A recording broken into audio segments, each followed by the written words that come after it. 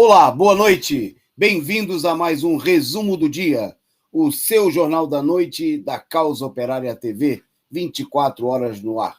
Nesta quarta-feira, 1º de setembro de 2021, está entrando no ar nosso programa de número 816.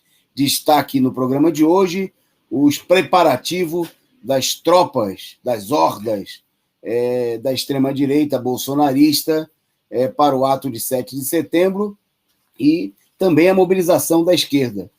Bolsonaro organizando caravanas, vamos mostrar aqui, de várias regiões do país, e a esquerda, em meio ainda a muita confusão, hoje teve plenária, uma plenária na internet da frente do movimento Fora Bolsonaro. Nós vamos falar dessa atividade, mas principalmente o mais importante, tem uma mobilização aí dos setores do Bloco Vermelho, dos comitês de luta, nas ruas panfletando, iniciativa para mobilização, e já são mais de 80 atos marcados por Fora Bolsonaro no dia 7 de setembro. Então, nós vamos falar desse tema, vamos dar destaque a essa questão. No nosso programa de hoje também, agora há pouco, o Senado suspendeu duas suspensões. Bom, primeiro o STF suspendeu o julgamento do marco temporal, mais um adiamento, e marcou a continuidade para amanhã, e ao que tudo indica, nós não vamos ter o término desse julgamento nessa semana. Bom, e o Senado rejeitando aí, suspendendo o efeito da medida provisória da 1045, que criava programas com regras flexíveis, é um nome bonito, regras escravocratas para a contratação de jovens e pessoas mais velhas. Bom, em um debate que domina aí a imprensa e o país, vai ter racionamento? Vai ter apagão? Nós vamos debater esse tema, que a situação vai ficando cada vez mais evidente de qual é a situação com a qual nós temos pela frente. O Ministério da Economia fazendo promessas de crescimento de 5% do PIB nesse ano, mas, ao mesmo tempo, a imprensa destacando que o Brasil teve um dos piores desempenhos no que diz respeito ao crescimento do PIB no segundo trimestre desse ano. Então, nós vamos falar também aqui de economia no programa de hoje. Vamos falar dos dados da Covid, e no destaque internacional vamos mostrar aqui a situação no Peru, onde o Ministério Público, para variar, sempre lá também o Ministério Público pedindo a previsão de um líder do partido do presidente recém-eleito da esquerda. Adivinhe por quê, adivinhe qual é o motivo, adivinhe como a direita ataca.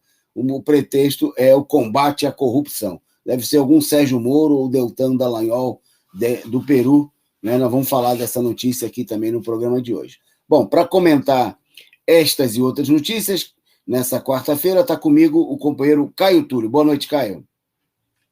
Boa noite, Antônio Carlos. Boa noite aos companheiros da Causa Operária TV, aqui do Resumo do Dia. E vamos mais uma vez aí debater os temas, as notícias dessa quarta-feira. Ok. Antes da gente ingressar na nossa pauta, vamos agradecer aqui a participação dos nossos amigos internautas, pedir a vocês todos que compartilhem aí o link do Resumo do Dia da Causa Operária TV aí com seus amigos, nos grupos, nas redes sociais, no WhatsApp, no Facebook. Mande aí o link, esparrame o link para compartilhe em todos os lugares. Saudar aqui os nossos amigos membros do canal e também que ainda não são membros, que participam conosco dessa transmissão, e pedir a vocês que, além de compartilharem, colaborem para ajudar a sustentar esse canal fundamental, essa trincheira em defesa das reivindicações dos trabalhadores, que é a Causa Operária TV. Saudar. Então, se você ainda não é membro, se você ainda não tem seu nomezinho em verde, como dezenas e dezenas de companheiros que já nos assistem nesse momento, talvez centenas, faça a sua assinatura, torne-se membro, é só clicar aqui embaixo da tela, e contribua regularmente. E sendo membro ou não, você pode fazer como já fizeram aqui nesse começo de programa, o companheiro Alisson, a companheira Cecília Maria, né? E também o companheiro Marlon Silva, que mandaram aqui suas figurinhas, seu superchat, a contribuição instantânea, né, para fortalecer aqui o trabalho da Causa Operária TV. Então, nós precisamos muito da sua contribuição, né, para enfrentar aí, inclusive, as tentativas da direita de barrar, de criar os obstáculos, de caçar aí a monetização, né, dos canais de informação ligados aí aos partidos políticos. Primeiro, eles fazem com a direita, né, como um pretexto e como parte da campanha golpista que eles estão levando adiante. E, obviamente, que na sequência, as vítimas dessa situação vão também, né, e como já há muito tempo são atacados, os sites da esquerda. Bom, saudar aqui, então, a galera, sou eu, ao Alisson, que já mandou aí seu superchat, o Sou Outro, tem o Sou Eu e o Sou Outro, né, participando aqui conosco, a Cecília Maria, a Renata Diniz, a Angelina Dias, a nossa companheira Ana Matos, né, também o Aurélio dos Santos, a Nilza, a Amanda Lima, o Ricardo Venturini, o Peter,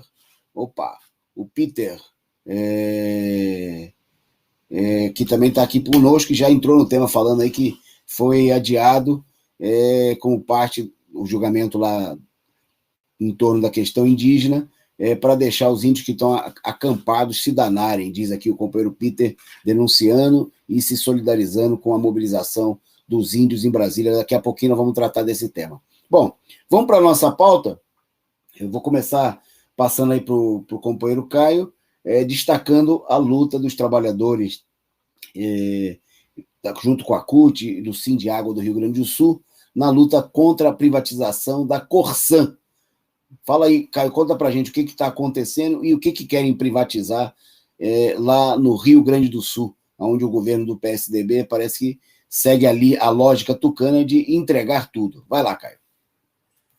Exatamente. A Corsan, né, que é a Companhia Rio Grandense de Saneamento, que atende a maioria dos municípios do Rio Grande do Sul,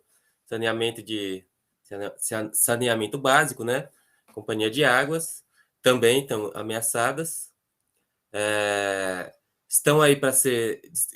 na verdade, os trabalhadores da CUT do Rio Grande do Sul e do Sindiágua, né, do Rio Grande do Sul, fizeram uma mobilização no dia de ontem, na frente da Assembleia, para barrar, né, tentar barrar essa medida que é privatização da companhia, que foi feita pelo governador Eduardo Leite, do PSDB. No entanto, a gente tem que destacar que a luta não conseguiu, né, não foi efetiva, e a companhia foi ontem, né, a autorização para a sua privatização. Foi votado e o projeto de privatização foi aprovado por 33 votos contra 19 votos, né, contrários, e a Corsan, portanto, vai ter aí seu capital aberto a partir, estima-se que no primeiro semestre de 2022. É um crime, né, do governo do PSDB contra toda a população do Rio Grande do Sul. Inclusive, já foi destacado, né, que mais de 200 municípios correm o risco de não serem atendidos, porque não atendem, né, as exigências financeiras, né, não dão o lucro suficiente, né, para a empresa, que é uma empresa superavitária, uma das empresas mais superavitárias do Estado. No entanto, mesmo assim, ela será privatizada, né, pelo menos foi aprovado essa possibilidade na Câmara, na Assembleia Legislativa do Estado. Teve a mobilização do Sindiágua ontem e da CUT do Rio Grande do Sul, mas, no entanto, mais um crime, né, foi aprovado aí contra os trabalhadores. O governador Eduardo Leite, do PSDB, chamou a medida de histórica, né, e disse que, cinicamente, né, um cínico, porque ele supostamente na campanha, supostamente não, na campanha ele se comprometeu a não privatizar a Corsan, exatamente. Mas ele disse que a situação mudou e como há um novo marco, né,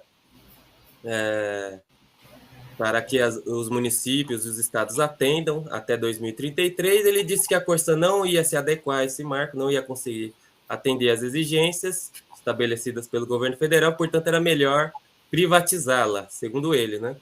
Então, mas na verdade foi todo um programa, né, que eles cumpriram. Primeiro, o governador Eduardo Leite, do PSDB, ele derrubou uma lei que exigia um plebiscito para que uma coisa dessa pudesse acontecer. Então, ele derrubou essa lei e já colocou a proposta de privatização da Corsã, que agora se confirma, né, a aprovação da proposta na Assembleia Legislativa. Então, está aí mais um crime que pode ser estabelecido aí a partir do ano que vem, que é a privatização dessa empresa, que atende mais de 300 municípios, né, a maioria dos municípios do Rio Grande do Sul, e que pode deixar aí muita gente sem saneamento básico e sem água, né? Tá aí. Nós temos aí, produção, um pequeno vídeo, né, para mostrar aí sobre a mobilização no dia de ontem. Só antes de destacar uma coisa, né?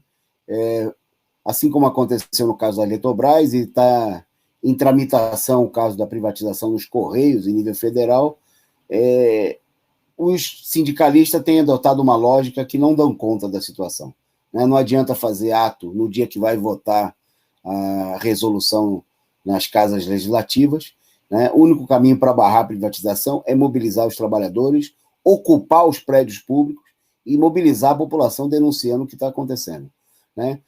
Todas as privatizações, o único caminho para ser enfrentado não é testado, né? O único caminho que pode dar resultado, né, é a mobilização direta, é o enfrentamento, né? Fazer ato para pressionar deputado, né? A gente sabe que os governos e os capitalistas que estão de olho, né, tem uma coisa que comove muito mais aos deputados do que gritos e manifestação em dia de votação, né, que são recursos poderosos, né, porque o que o Caio destacou justamente querem privatizar a Corsã porque ela dá lucro, né? Se fosse uma empresa deficitária, fosse para dar prejuízo, ninguém ia querer ficar dono dessa empresa, né? Como acontece com todas as empresas privatizadas, o objetivo dos capitalistas é botar a mão no dinheiro fácil, é ganhar mole, né? É receber quase de graça as empresas para se valorizar. Cuidado, Caio, está mexendo na câmera, está subindo, vai chegar na parede,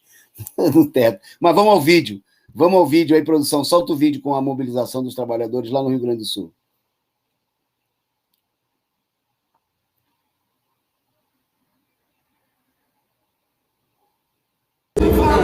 Eu estou aqui com dois dirigentes do sindicato, do Sindiágua, que são trabalhadores da Corsã, que está sendo privatizada de maneira criminosa pelo governador Eduardo Leite. Eles vão dar um relato aqui da situação. Oi, eu sou o Giovanni, eu sou delegado sindical e sou militante do PCB. E assim, o Eduardo Leite, a mim não me surpreendeu, mas surpreendeu a categoria quando ele dizia na campanha que não privatizaria a Corsã, o Banrisul e as outras estatais. Eu sabia que isso ia acontecer. Onde foi o meu erro? Eu puxo para mim a responsabilidade de ter militado pouco. Eu ouvi em assembleias nossas colegas dizendo que não se faz política dentro do sindicato. Não, o sindicato é política. A gente vive política. Então eu militei pouco, não conseguimos eleger um candidato de esquerda e perdemos as eleições. Não tínhamos opções no segundo turno. Eu optei por não votar, mas não tínhamos opções. Terminou como está. Hoje a gente está fazendo a luta, digamos assim, ou final ou inicial. E eu tive a oportunidade de subir até a sala do presidente, onde não fomos recebidos. E na verdade fomos recebidos por um guarda armado, em que em nenhum momento, eu entendo o funcionário vigilante, mas em nenhum momento tirou a mão da arma. E nos advertiu que chamaria a brigada caso forçássemos a barra, Essa é a realidade, é isso que o governo Eduardo Leite apresenta à sociedade gaúcha e é assim que o Eduardo Leite, tucano, tem que ficar bem claro isso, por isso eu não tive surpresa, a privataria tucana de Fernando Henrique. E eu não esperava nada diferente do Eduardo Leite. E ele trata os funcionários de carreira da Corsã, que são 5.700, dessa maneira, como lixo. Muito obrigado. Obrigada, Tony. Olá, eu sou o Arilson, estou hoje na Presidência de Água. É uma honra estar aqui conversando com vocês, e também estar à frente do nosso sindicato hoje. Nesse dia emocionante. Ok, vocês viram aí algumas imagens onde a categoria do protesto lá. Opa! Lá no Rio Grande do Sul, em Porto Alegre, e, bom, um chamado aí aos companheiros da Corsã, aos companheiros da CUT, é preciso, né, não só lá no Rio Grande do Sul, né, mas diante do processo de privatização, organizar uma mobilização efetiva, a greve, a ocupação dos locais públicos, para um enfrentamento. Por último, só nesse quesito, um aspecto importante. Né, muita gente da esquerda comemorou aí, tempos atrás, né, o fato que Eduardo Leite, um notório inimigo do povo gaúcho, dos servidores, da população trabalhadora, se declarou gay, né, para fazer campanha eleitoral, ele que está disputando aí as prévias. Bom, gay ou não, né, o gay eleitoral, o bolso gay, está mostrando aí que contra o povo ele age com dureza. Né? Ele é uma mãe, uma flor, né, para os capitalistas, para aqueles que querem tomar conta do patrimônio do povo. Agora, contra o povo, né, aí ele vira bicho, né, ele age, e o fato de ser gay não refresca nada, né, é um bolso gay, né, um direitista reacionário, e tanto faz ser gay, heterossexual, preto, branco, né, se age para defender os interesses dos capitalistas, é um inimigo do povo, né, um inimigo da população trabalhadora, como se vê agora no caso da privatização da Corsã. Bom, vamos em frente na nossa pauta, agora destacando a suspensão pelo STF, pelo Supremo Tribunal Federal, do julgamento do marco temporal, e que anunciado aí que vai ser retomado amanhã. Né? Bom, o que acontece aí é o seguinte, o Supremo, né, marcou um processo em que até o momento foram 39 oradores inscritos, e 21 desses aí falaram até o momento, quer dizer, ainda faltam outros 18 para se pronunciar, incluindo a PGR, né, a PGR bolsonarista, e somente após essa etapa é que começará efetivamente o julgamento com o voto dos ministros. Né? Então, a expectativa, inclusive, é que é muito provável que o julgamento se arraste aí até a próxima semana. Né? Bom, obviamente também que toda essa lenga-lenga visa esfriar aí a mobilização dos indígenas, que inclusive uma parte dos manifestantes já se retiraram com as dificuldades, né, obviamente que os índios têm para se manter aí em Brasília. Ficaram aí cerca de 1.000 índios. Hoje teve enfrentamento de novo com... Enfrentamento é a maneira, desculpe, a palavra está errada, né? Na realidade, a direita armou provocações contra os indígenas, né? A direita criminosa, que defende aí a invasão da terra dos índios pelos madeireiros, pelos garimpeiros, pelas empresas internacionais, botou gente para provocar a manifestação, e a polícia acabou, como sempre, agindo contra os manifestantes, contra os indígenas, né, que estão lá reivindicando aí seus direitos, e que o julgamento não leve aí uma nova etapa, né, de não reconhecimento das terras indígenas em favor, né, das grandes empresas capitalistas, principalmente internacionais, que estão por detrás de toda essa operação do novo marco legal, que quer criar obstáculos à regulamentação das terras indígenas. Mas o julgamento fica, como nós destacamos aqui, seria necessário que as grandes organizações aí da esquerda, os trabalhadores, apoiassem efetivamente essa luta, né? Inclusive mobilizando os índios. No dia 7 tem ato em Brasília. É preciso convidar aí os povos indígenas, as lideranças que estão lá, para participarem das manifestações do dia 7, pelo Fora Bolsonaro. Né? Como vocês viram aí nas próprias imagens que foram mostradas pela nossa produção, né? Uma parte dos índios tem muito claro que o um problema central nesse momento é a luta pelo fora Bolsonaro. Bom, nós vamos em frente. Um outro fator de crise em Brasília, de agitação política, foi a votação agora à noite no Senado, em que a medida provisória, a 1045, né, o chamado pacotão trabalhista, que havia sido aprovado pela Câmara dos Deputados, foi rejeitado no Senado. Conta pra gente aí o que aconteceu, Caio. Exatamente, a medida provisória, né, ela foi rejeitada no Senado por 47 votos pelo arquivamento da medida, da MP, contra 27 pela aprovação. Essa MP, né, que era uma proposta do governo, que visava regularizar aquelas medidas que o governo tinha feito ano passado, supostamente para manutenção do emprego, né, que foram, na verdade, ataques aos trabalhadores, que era a possibilidade de você, do patrão, né, romper o contrato com os trabalhadores,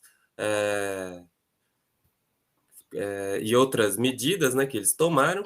Então, essa MP, que seria para regularizar novamente essa situação, chegou no Congresso, chegou na Câmara dos Deputados, e ela foi aí turbinada, né, com uma série de medidas que visavam estabelecer uma espécie de trabalho escravo para determinados setores, né? Eles queriam estabelecer, sobre a rúbrica de ações para combater o desemprego da juventude, da população mais pobre, eles estabeleceram 3 modalidades que você poderia contratar pessoas sem nenhum tipo de vínculo empregatício e recebendo muito abaixo do salário mínimo, né? Então, seria uma espécie de subemprego, né? Em que ou o trabalhador, ou empresas, ou até as prefeituras, né, órgãos do Estado, pudessem fazer esse tipo de contratação. Chegou no Senado essa medida e o Senado rejeitou. A imprensa capitalista destacou com certo pesar, né? Você lendo a imprensa capitalista, você vê que eles tiveram certo pesar, assim.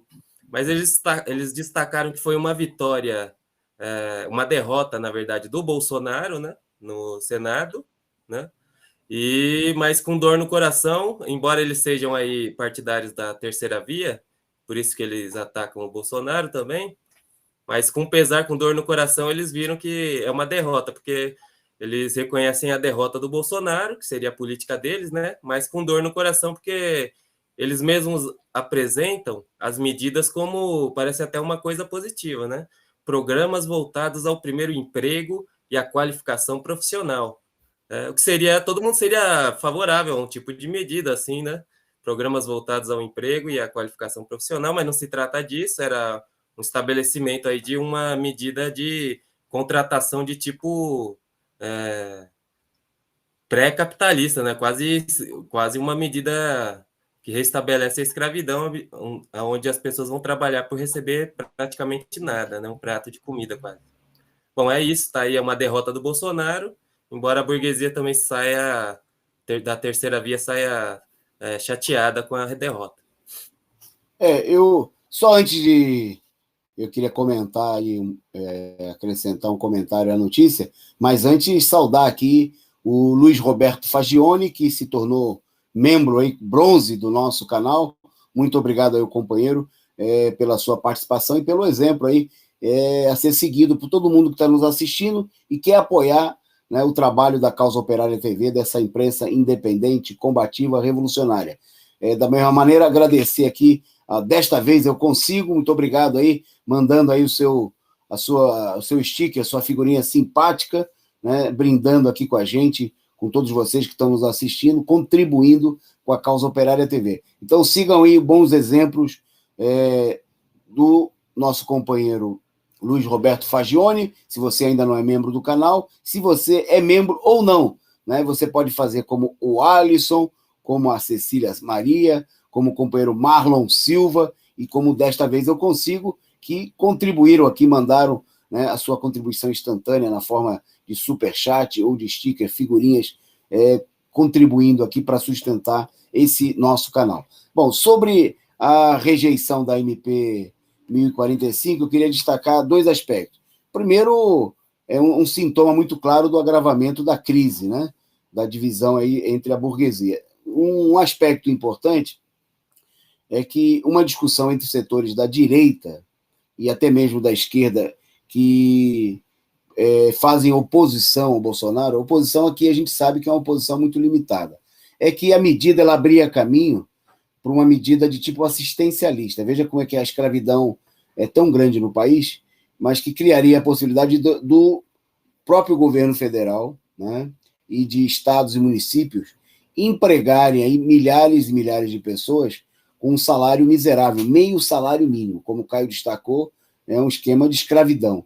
Mas, preste atenção, né, um setor da burguesia viu nisso aí uma possibilidade de que esse projeto, sendo aplicado em larga escala, oferecesse aí uma possibilidade de contratação aí de milhares de pessoas e de canal de propaganda para o próprio governo. Sabe aquela coisa que quando o pessoal, por exemplo, quer rejeitar o Bolsa Família, que sendo uma miséria, né, mas tinha gente até da esquerda que era contra o Bolsa Família, né, dizendo que isso que era uma forma de campanha eleitoral do Lula, do PT, né, então era contrário que tivesse qualquer tipo de subvenção social. Nesse caso aqui, esse projeto que abre caminho aí para um regime de contratação pelos estados, principalmente pelos entes públicos, né, de mão de obra barata, de graça, né, tinha aí o esquema de voluntariado para contratar pessoas com mais de 55 anos, com menos de meio salário mínimo, né? Mas isso aí foi entendido muito claramente que o governo podia lançar a mão disso daí em ano eleitoral. Então, não nos iludamos que seja uma manobra em defesa do trabalhador, né? A direita que tradicional, que tem maioria no Senado, né? Os setores da chamada terceira via, quis evitar que o Bolsonaro tivesse esse tipo de política à sua disposição, né? Então, obviamente que nós estamos no contrário pelo caráter reacionário, mas é bom deixar claro que os capitalistas têm outros recursos, né? Estão contratando, obrigando o pessoal aí a se pejotizar, né? Tirar a CNPJ para ser contratado, né? Trabalho sem nenhum tipo de vínculo. Quer dizer, tem muitas iniciativas e isso aí está expressando, na realidade, a crise e a briga no interior da burguesia. É claro que amanhã o pessoal do movimento sindical vai comemorar, né, mas uma vitória verdadeira, né, está longe de acontecer, que significaria revogar aí a reforma trabalhista, exigir carteira assinada, né, com todos os direitos trabalhistas que existiam antes do golpe de 2016 para todos os trabalhadores. Acabar com o regime de escravidão, né, que vem se impondo, com o voto do Senado Federal, inclusive, com o voto dos partidos, que hoje, vamos dizer assim, colocaram aí um limitezinho na guerra com o Bolsonaro por conta da pressão também que os senadores estão sofrendo. Bom, mas vamos lá, vamos em frente. Por falar em crise, destacar agora o problema da crise energética, né? As declarações contraditórias de vários setores do governo estão expressando que o que nos espera, né?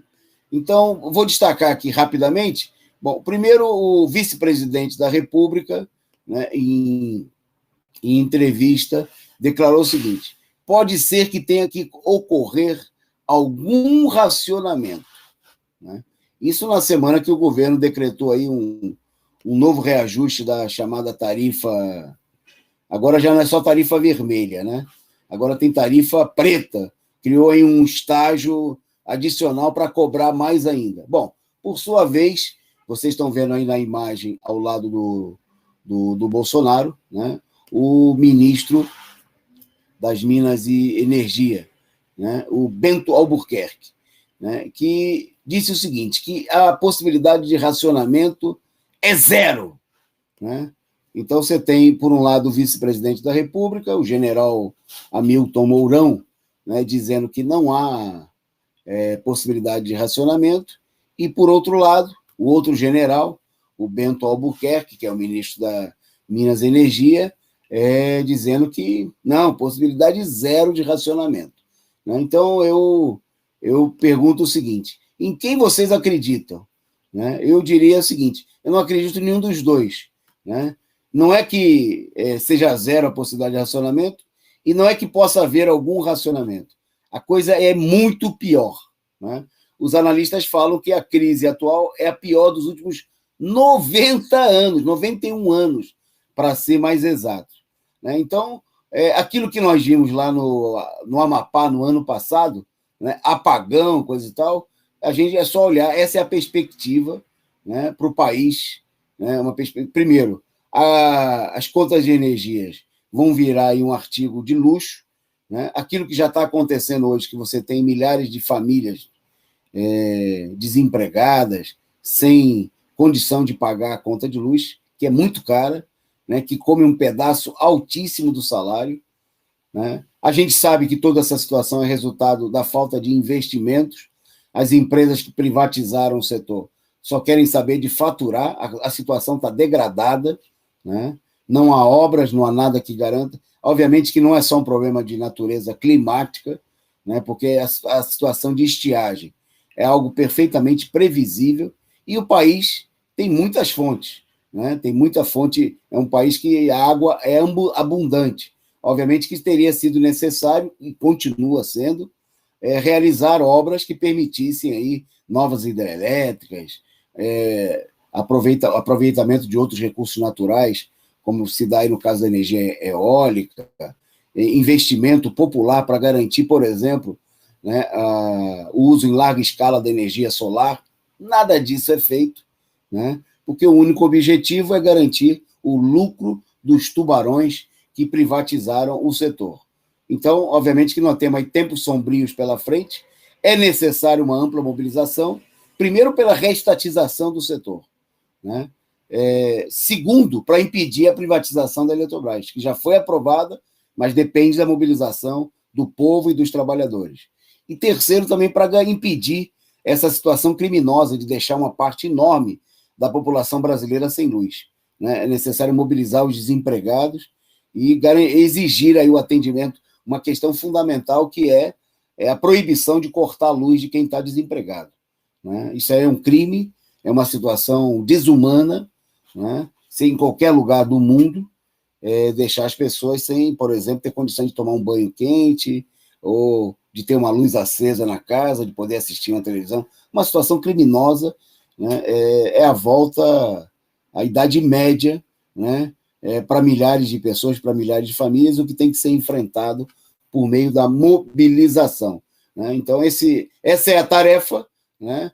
É preciso colocar o problema do enfrentamento e da reversão, né, das medidas das privatizações, cancelamento de todas as privatizações, né, reestatização sobre o controle dos trabalhadores do setor energético e, a partir daí, uma ampla política de investimento. Bom, mas, contrariando essas expectativas negativas, o Ministério da Economia divulgou uma nota dizendo que está tudo joinha. É isso, Caio? Exatamente, né? Contrariando completamente a realidade, né, do país, a Secretaria do Ministério da Economia, né, ela lançou uma nota, a Secretaria de Política Econômica do Ministério da Economia, lançou uma nota no dia de hoje afirmando, né, que o país vai ter um crescimento da ordem de 5% deste ano aqui de 2021. Embora a gente tenha tido uma divulgação do Instituto Brasileiro de Geografia e Estatística, do IBGE, que registrou uma variação negativa de 0,1 no segundo trimestre na economia, né? Segundo a secretaria do Guedes, do Paulo Guedes, que é uma propaganda, né? Porque ele coloca uns números tão totalmente descolados da realidade do país que todo mundo está sentindo, né? A crise econômica pelo qual o país passa. Mas, segundo ele, a previsão divulgada em junho manteve, né? E que o país crescerá aí na ordem de 5,3% em 2021. Segundo ele, segundo a secretaria do Guedes, essa retração aí no segundo trimestre apontada pelo IBGE se deveu à indústria, né, pela queda da atividade industrial, principalmente na indústria de transformação, mas, segundo ele, as medidas do governo e a liberalização, né, como eles falam, né, a entrega do patrimônio público para o setor privado, né, que eles colocam como impulsionando, que essa recuperação vai ser impulsionada pelo setor privado, quer dizer, pelas privatizações que a gente está vendo aqui.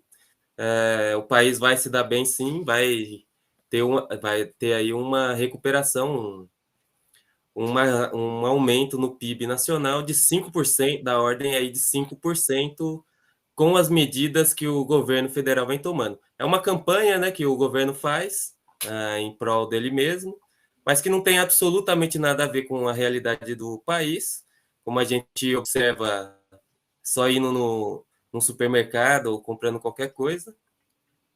O país vem numa profunda crise, numa carestia muito grande, numa inflação, né? E, bom, é uma propaganda absurda do governo, uma propaganda eleitoral, né? Que não tem nada a ver com os interesses da população. Ok, vocês viram aí o Caio destacando aí a lorota, né? Não é 1º de abril, mas o Paulo Guedes não se cansa, né, de contar mentiras e anunciar um crescimento que não chega. Bom, e ao contrário disso, né, ao contrário dessa propaganda enganosa, os dados apontados aí vão no sentido totalmente oposto.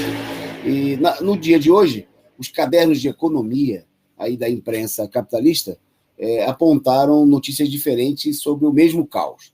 Por exemplo, no jornal Estado de São Paulo, se divulgou o seguinte, que o Brasil caiu para 28º lugar em ranking de crescimento do PIB. Né? Por sua vez, né, sobre o mesmo tema, destacando, os dois tratavam aí do desempenho do PIB num ranking produzido aí pela Austin Rating, né, que leva em conta o desempenho do Produto Interno Bruto no 2º trimestre, em comparação ao trimestre anterior. Né? Bom, então a manchete, por exemplo, em outros jornais como o UOL e o Globo, a G1, mostrava o seguinte, que o desempenho do Brasil fica em 38º lugar no ranking, isso de um total de 48 países que foram examinados. Né? Tem aí alguma imagem para a gente mostrar sobre isso, mas só para a gente ter uma ideia, é o seguinte, a variação do PIB, a comparação, tem aí, a produção separou para a gente uma imagem mostrando alguns dados que foram apontados. Então, em primeiro lugar, quem teve o maior crescimento do PIB, não aparece aí, mas foi Portugal, 4,9%. Né? Mas o Reino Unido alcançou a marca de 4,8% de crescimento. Pode deixar a imagem, produção, por favor, no segundo trimestre. Né? Por sua vez, o Brasil, né, em meio... Aí tem uma listinha, tem a imagem aí para a gente dar uma olhada, obrigado.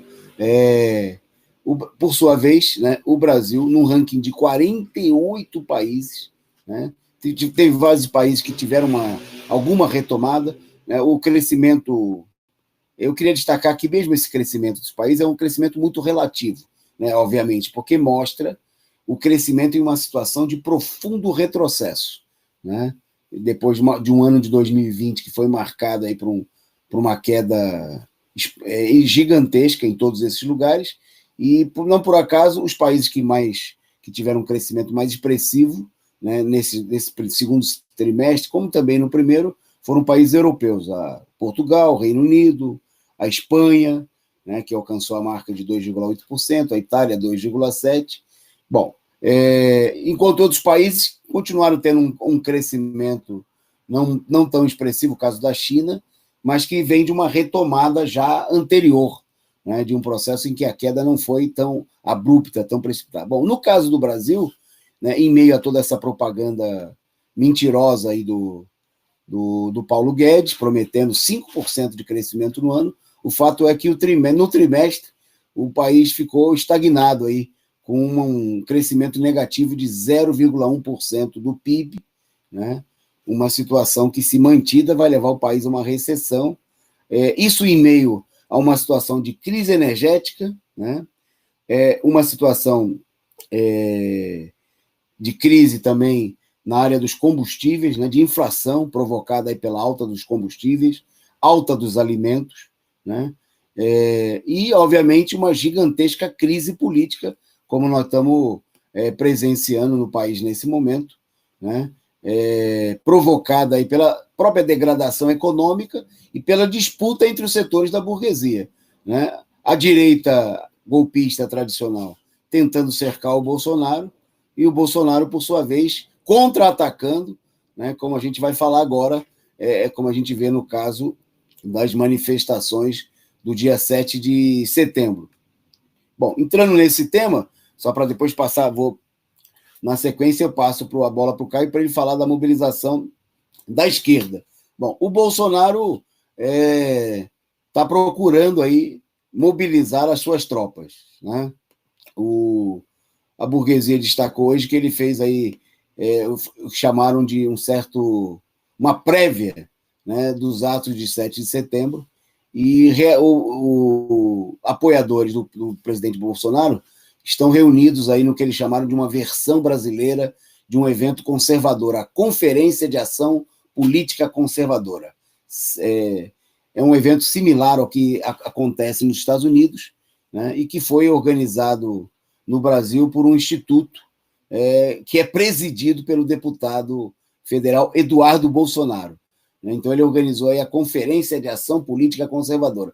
É a imitação, né, da direita norte-americana. Mas o fato importante, né, tem a ver com essas imagens que estão sendo mostradas aí pela produção, é que o Bolsonaro está procurando mobilizar a tropa direitista.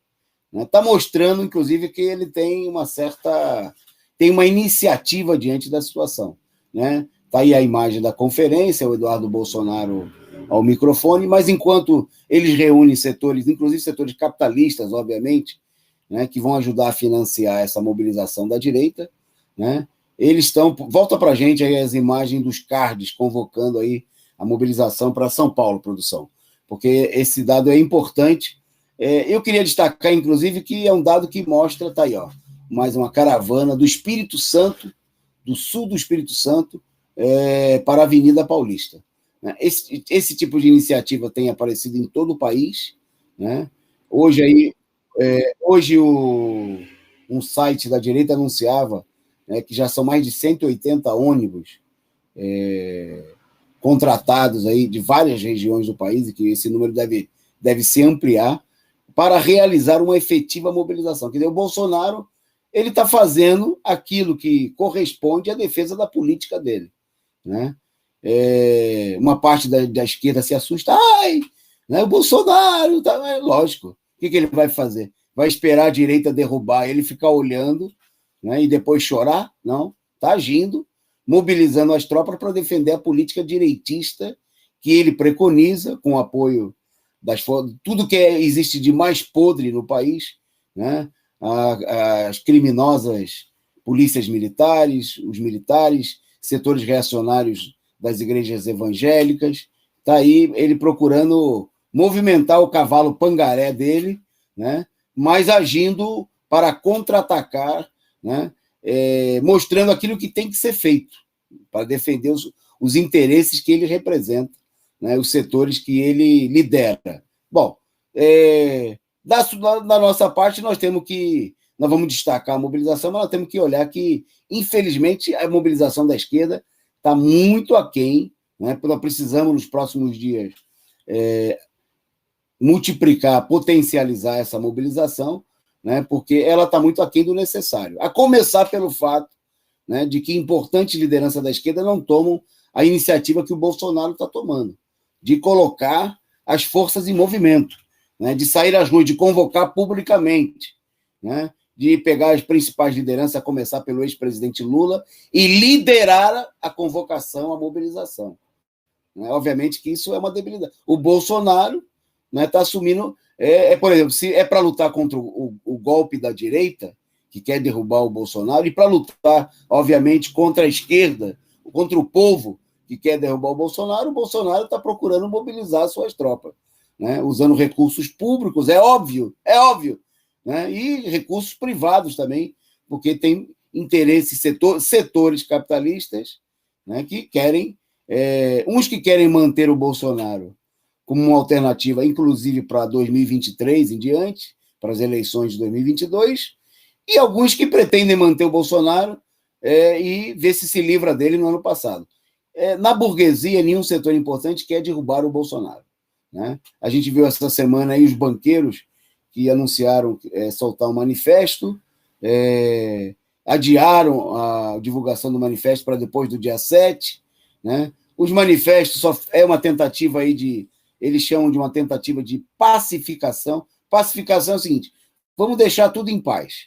O Bolsonaro matando o povo, o Bolsonaro deixando o povo morrer de fome, o Bolsonaro aprovando as leis contra os trabalhadores, esfolando os índios, esfolando a população pobre, tudo em paz, e a gente tira o Bolsonaro nas eleições de 2022, né? E com sorte, com um golpe, a gente tira também o Lula da disputa, né? E elege um candidato tão ruim, né, quanto o Bolsonaro, mas que seja aí uma pessoa de mais confiança, de maior estabilidade para a burguesia. Logicamente que esse plano não tem nada a ver com os interesses dos trabalhadores, por isso eu destaco o fato seguinte, que também hoje se realizou, antes de passar para o Caio falar dos atos convocados, que mostram uma tendência de luta, né, se realizou aí uma plenária do movimento Fora Bolsonaro, mas é visível que tem muita gente iludida de que o caminho é esperar pelas iniciativas do Congresso Nacional, do Senado, esse bando de picaretas aí ligado ao Eduardo Leite, do Rio Grande do Sul, ao João Dória, em São Paulo, né, ao Temer, né, e a toda essa máfia da direita que colocaram o Bolsonaro lá e que sustentam o Bolsonaro, né, que não querem o impeachment do Bolsonaro. Então, obviamente que acreditar nisso daí é acreditar em Coelhinho da Páscoa, cegonha, né? A única força capaz de derrubar o Bolsonaro e reverter essa situação é a mobilização popular, né?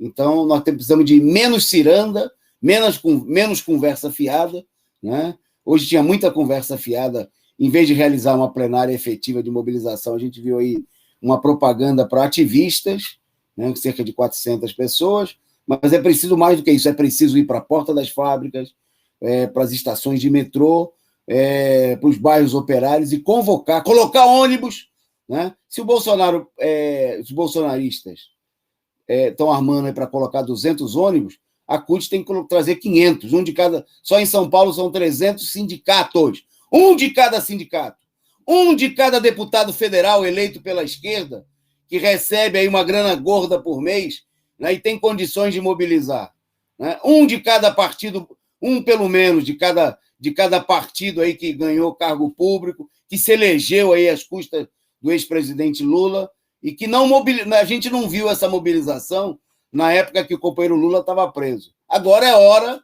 né, de romper com essa paralisia, porque se o pessoal ficar assistindo, em 2022, pode ser tarde demais. Mas a mobilização está crescendo, e o Caio vai falar para vocês aí a quantas anda, né, a convocação de atos aí para o próximo dia 7 de setembro, da parte da esquerda. Com você, Caio. Exatamente, companheiro Antônio Carlos. Bom, por tudo isso fica a importância dos atos, né? Eu vou falar aqui das capitais. Já são mais de 80 atos confirmados pela Central Única dos Trabalhadores e movimentos sociais e partidos políticos, né? Eu vou falar aqui das capitais onde já estão confirmados, mas tem mais de 80 atos já confirmados para o dia 7. Então, no norte do país, nós vamos ter em Manaus o ato central, né, na Avenida Lourenço da Silva, Braga, no centro, às 15 horas. Em Belém, no Largo do Redondo, Avenida Nossa Senhora de Nazaré, às 8 horas da manhã. Em Porto Velho, Centro Político Administrativos, na Avenida Farquhar, às 16 horas. Bom, no Nordeste, você vai ter em Maceió, na Praça Sete Coqueiros, às 9 horas. Em Salvador, na Praça do Campo Grande, às 10 horas da manhã. Em Fortaleza, Praça da Cruz Grande, às 15 horas. Em João Pessoa, carreata Praça dos Muriçocas, às 9 horas também. Em Recife, na Praça Derby, até o Pátio do Carmo, às 10 horas. Em Teresina, em frente à Assembleia Legislativa, às 8 horas. Em Natal, Praça das Flores, às 9 horas. Aracaju, Paróquia São José e Santa Teresa de Calcutá, às 8 horas. Bom, no Centro-Oeste, em Brasília, Torre da TV, com a apresentação, com arrecadação de alimento às 9 horas. Em Goiânia, Praça do Bandeirante, às 9 horas. Em Dourados, Parque do Lago, sem horário ainda. Em Cuiabá, Caminhada Jardim Vitória, também sem horário ainda. E no Sudeste, nós vamos ter lá em Vitória, na Praça Getúlio Vargas, às 8h30 da manhã. Em Belo Horizonte, Praça da Liberdade, às 10 horas. Em Juiz de Fora, Praça Santa Luzia, às 10 horas. No Rio de Janeiro, Uruguaiana, Presidente Vargas, às 9 horas. Em Campinas, Largo do Rosário, às 9 horas. E em São Paulo, lá no Vale do Anhangabaú, às 14 horas. Também no Sul, vamos ter atos. Em Curitiba, Praça Santos Andrade, às 16 horas. Em Londrina, União da Vitória, às 9. Florianópolis, Largo da Alfândega, às 14 horas. Porto Alegre, no Parque da Redenção, às 13h30. E também atos no exterior que vão acontecer, alguns já confirmados, como em Lisboa, em Portugal, na Praça Dom Pedro IV, às 18h30, horário local. E também no Porto, na Praça dos Leões, em frente à reitoria da Universidade do Porto, às 18 horas. Tá aí uma série de atividades, de atos, né? Não são todos, ainda tem muito mais atos, mas para a gente já anotar na agenda e convocar aí amplamente.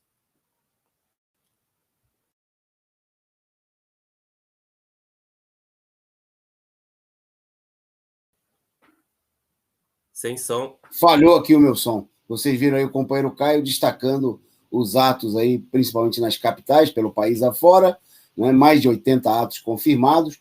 É preciso arregaçar as mangas. Nós temos ainda quase uma semana pela frente, tem todo um final de semana para fazer a convocação nos bairros.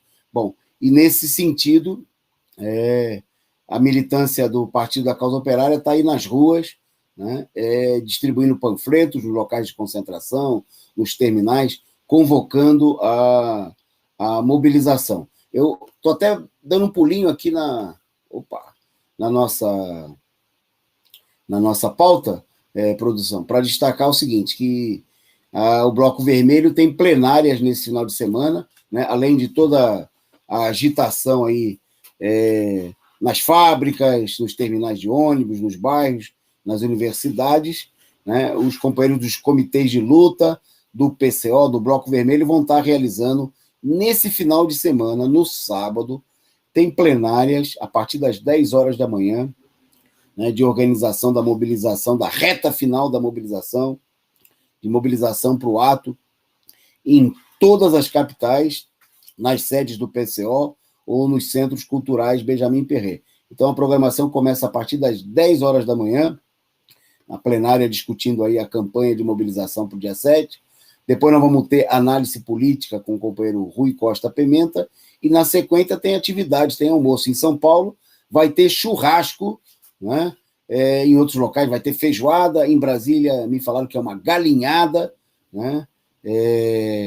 Vai ter aí atividade de confraternização para dar aquele esquenta, vai ter ensaio das baterias Zumbi dos Palmares, né? Vai ter mobilização em todo o país. Então, amanhã a gente divulga aí os locais, nós prometemos aqui, amanhã a gente traz aqui o convite para ser sorteado, o pessoal das regionais, nós vamos cobrar aqui o programa, a gente recebe o convite, aí a gente faz aqui o merchandise e sorteia um convite, né? A gente pode sortear, se o pessoal mandar para a gente de Brasília, de Curitiba, de onde mandar, a gente faz aqui, o pessoal que está se organizando aí, fica o recado, manda o convite aqui para a gente, né? Para a gente amanhã fazer o sorteio, amanhã e sexta-feira, a gente divulgar e fazer uma campanha aqui, né?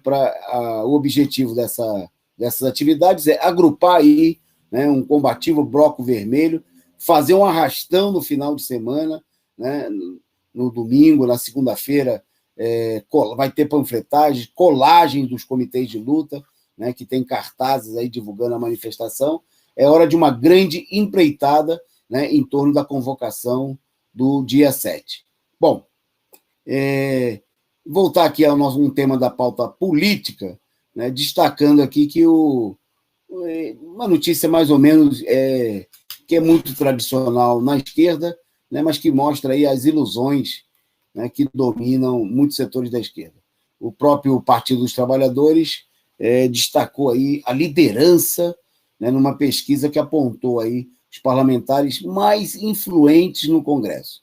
Essa notícia chama atenção, né, no momento em que o Congresso Nacional tem uma posição tão reacionária, tão contrária aos interesses do povo. Seria estranho, né, é uma pesquisa mais ou menos estranho dizer que os parlamentares do PT são os mais influentes, né? Porque se o PT influencia tanto assim, o que significaria isso? Que o que está sendo aprovado contra o povo é influência do PT? Evidentemente que isso aí é uma... Se a gente falasse isso, seria uma maldade. Mas a manchete, a ideia de que os parlamentares do PT são os mais influentes, influentes no quê? Se tudo que o Congresso aprova é contra o povo. Será que os parlamentares do PT influenciaram o voto a favor da privatização da Eletrobras? Nós temos certeza que não, né? Será que os parlamentares do PT influenciaram, por exemplo, na aprovação no ano passado, na reforma da Previdência? É claro que não, né? Os parlamentares do PT votaram contra. Então, obviamente, que não faz sentido, né? É conversa de salão, é conversa da esquerda, que ao invés de denunciar o caráter reacionário, retrógrado, né, antipovo do Congresso Nacional, quer embelezar o parlamento podre, né? Tá podre assim, fedido, né? Aquele cheiro de podre que é pior do que gambá, né? E o pessoal quer passar... na Bíblia tem uma figura de linguagem, sepulcro caiado, né? O pessoal quer passar por fora uma tinta para procurar dar aparência de que o que tem dentro do sepulcro não é podridão, não é cadáver em decomposição, né? Isso parece essa ideia de divulgar aí o excelente trabalho no Congresso, onde a esquerda teria uma influência enorme, só que não consegue aprovar coisa nenhuma em benefício dos trabalhadores. Ora bolas, não sejamos tão otários e tão iludidos assim, né? Se a esquerda, mesmo a esquerda com todas as suas limitações, mesmo a esquerda confusa, como nós vemos nesse momento, tivesse alguma influência, a gente não estaria perdendo em goleada, né? Estamos sendo derrotado, né? Em tudo que interessa, de fato, ao povo brasileiro. E vamos olhar, porque eu já vi agora há pouco, eu vi postagem comemorando a derrota da MP no Senado. Tem que olhar o que está por detrás das coisas. Não sejamos tontos, né? Procuremos enxergar no voto de setores da direita quais são os reais interesses, né, que eles representam e como é que eles estão preparando, né, uma coisa ainda pior, né, quando eles adotam uma medida que tem um caráter relativamente e momentaneamente progressista. Vou passar a bola para o Caio, para ele comentar aí os dados da Covid, né? Só antes, destacando para ele comentar, né, o fato de que foi feito o balanço do mês de agosto, e no momento em que se anuncia uma situação de estabilidade e de redução,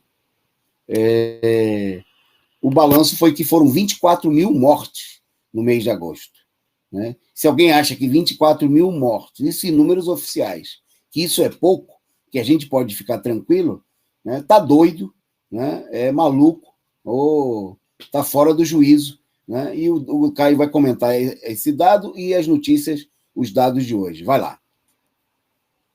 Exatamente. No dia de hoje, né, nessa quarta-feira, dia 1, o Brasil registrou aí mais 737 mortes por Covid-19, quer dizer, um número altíssimo, né, se aproximando de mil mortos, né, e mais 27.345 novos casos diagnosticados, né, são os números, assim, também espantosos de novos casos no país, que acontecem todos os dias, estão na ordem aí de 30 mil, 40 mil por dia, né, nós estamos com esse grau de contaminação. E também, né, o país ultrapassou a marca de 580 mil mortos, né? Nós estamos com 581.150 óbitos desde o início da pandemia, e passamos também de 20 milhões e 800 mil pessoas contaminadas desde o início da pandemia também. Embora a imprensa capitalista venha sempre noticiando que a situação ela vem melhorando, né? Praticamente que a pandemia deixou de existir no país. É uma farsa, é um absurdo, né? A gente vê que os números são altíssimos, são maiores do que na maioria dos países. A situação ainda é extremamente crítica, embora a burguesia e os governos, todos eles, agora simplesmente ignorem completamente a pandemia, né? É só uma notinha de rodapé quando se fala, né, que existe uma pandemia que está devastando aí o país. Então tá aí os dados dessas últimas 24 horas, mostrando aí que a pandemia continua e ainda ela é muito forte no país. Ok. Agradecendo aí a participação, o pessoal que participando do nosso chat, chamando você mais uma vez aí, quem ainda não contribuiu, a contribuir com a gente, tornando-se membro do nosso canal, né, ou dando a sua contribuição instantânea aqui logo abaixo no chat, no YouTube. Para a gente caminhando para o finalzinho, já que está dando a nossa hora, um destaque na pauta internacional. O Ministério Público do Peru, né, anunciou aí uma ação pedindo a prisão preventiva, né, do líder do partido Peru Livre, né, justamente o partido que elegeu aí o presidente do Peru, Pedro Castillo, né. O dirigente do Peru Livre, atingido pela medida, é o Vladimir Cerrón, né, que aparece aí na imagem ao lado do Castillo, na manifestação. Ele está à direita de camisa branca nessa foto aí, né? Então, o pretexto do Ministério Público, né, é a tradicional acusação de corrupção, né? E a promotora Mary Ruaman pediu 2 anos e 11 meses de detenção e a inabilitação política do Vladimir Cerrón, acusando-o de desvio de fundos públicos quando ele governou o estado de Junín entre 2011 e 2014. Ele é médico e líder do partido Peru Livre, né, e foi reeleito no primeiro turno, em 2019. No entanto, ele foi alvo aí de um processo que levou à suspensão dele do cargo, acusado de corrupção. Sentença que foi anulada em 2021. Né? É evidente que no Peru a gente viu aí as várias tentativas da direita de fraudar as eleições, né, de adiar aí a proclamação dos resultados. Demorou-se mais de um mês, né, para que o resultado fosse confirmado publicamente, e agora começou aí a campanha golpista. Começou não, a campanha golpista segue, né, com a tradicional política da direita de acusar aí os adversários políticos de corruptos. E a gente vê o que acontece no Brasil, que quando eles chegam no governo, eles mostram, né, que se tem alguém corrupto, profundamente corrupto, é a direita, uma vez que a corrupção é inerente, né, é condição sine qua non para a existência e o funcionamento do regime capitalista. Né? Evidentemente, nós vamos ver essa situação se intensificar no Peru, né, mesmo com um governo com muitas limitações na sua política de enfrentamento com a direita, mas mesmo poucas medidas sociais aí anunciadas ou em estudo pelo governo, o caso, por exemplo, do auxílio emergencial, né, anunciado aí para 13 milhões de peruanos, da ordem de $85, né, o equivalente aqui no Brasil, alguma coisa com R$450, vai?